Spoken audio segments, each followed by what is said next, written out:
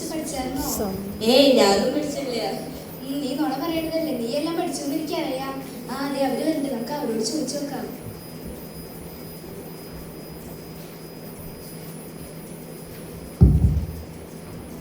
നിങ്ങളെല്ലാം പഠിച്ചാ? ഞാൻ പഠിച്ചു. മോശയുടെ ലൈഫ് സ്റ്റോറി അല്ലേ?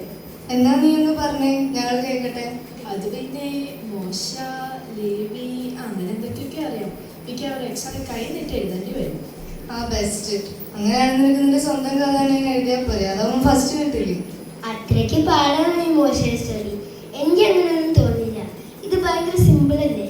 എന്നാ നീ ഒന്ന് പറഞ്ഞേ, മോശ ഏത് ഫാമിലിയാണ് ജനിച്ചതെന്ന്? ലേവി. അത് പിന്നെ അവന്റെ സിബ്ലിങ്സ് അഹരോനും മിരിയാമും അല്ലേ?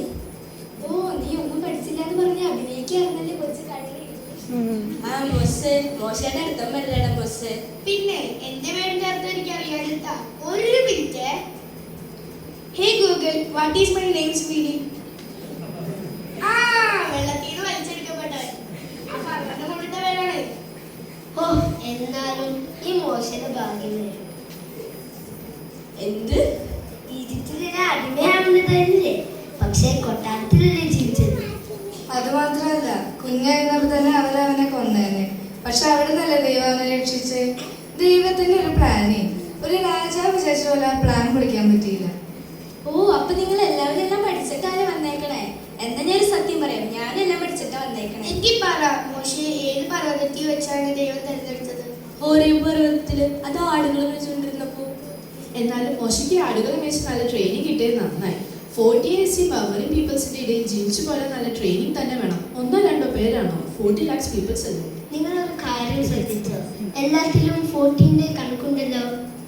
ശരിയാ, 40 വയസ്സുള്ളപ്പോഴാണ് മോശ ഈജിപ്റ്റ് വിട്ടത്. പിന്നെ 40 വർഷം കഴിഞ്ഞ് ഇസ്രായേൽ മക്കളെ അവിടെ നിന്ന് വിടുവിച്ചു. പിന്നെ 40 വർഷം അവർ മരുഭൂമിയിൽ കൂടെ ചുറ്റി നടന്നു. 40 ദിവസം മോശ ഒരു മലയുടെ മുകളിലുണ്ടായിരുന്നു. അവിടെ വെച്ച് ദൈവം 10 കൽപ്പന കൊടുത്തത്. ആ മലയുടെ പേരെന്തായിരുന്നു? ഞാൻ മറന്നുപോയി. ആ മലയുടെ പേര് സിമ്പിൾ അല്ലേ, എന്റെ അമ്മയുടെ പേര് ഓർത്താ പോരെ. സീനായി. സീനായി പർവ്വതമാണ്. ആ സീനായി. ഇതിന്റെ ഇടയിൽ മെയിനായിട്ടുള്ള കാര്യം അറിയുന്നത് ഇസ്രായേൽ വന്ന 10 ബാധകൾ. എന്നാലും ആ ലാസ്റ്റിലെ ബാധ എനിക്ക് ആ കാര്യം ഓർക്കുമ്പോ ചിരി വരാം. ആ ഫറവോന്റെ കാര്യം എത്ര കിട്ടിയാലും പഠിക്കില്ല.